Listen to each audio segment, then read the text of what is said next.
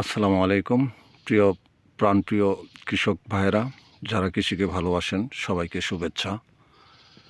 আজকে আমি আবার চলে আসলাম আমার নিজস্ব পেঁপে বাগানে। এখানে আমার এই বাগানটাতে ৬,০০০ পিস গাছ আছে, টপলেটি জাতের।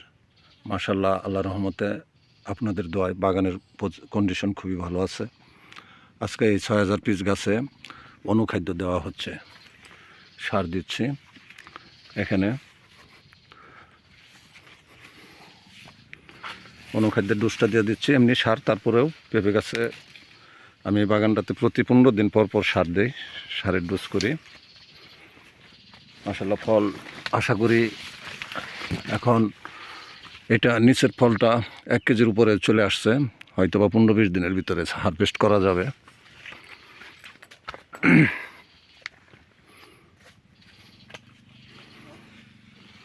সকলে দোয়া করবেন।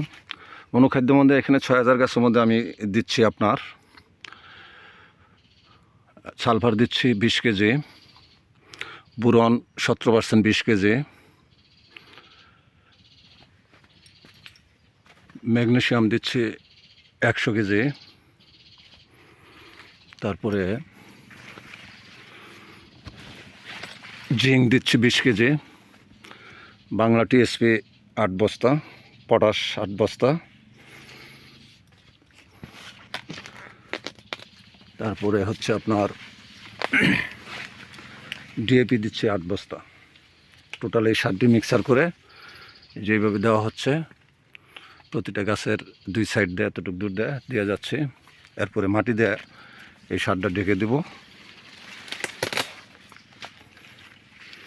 এইভাবে যত্ন নেওয়া হচ্ছে। দোয়া করবেন। মাশাআল্লাহ, বাগানের কন্ডিশন খুবই ভালো আছে। আশা করি ভালো একটা কিছু হতে পারে। দেখা যাচ্ছে না অবশ্যই, গাছের ডালপালা হয়ে গেছে গা।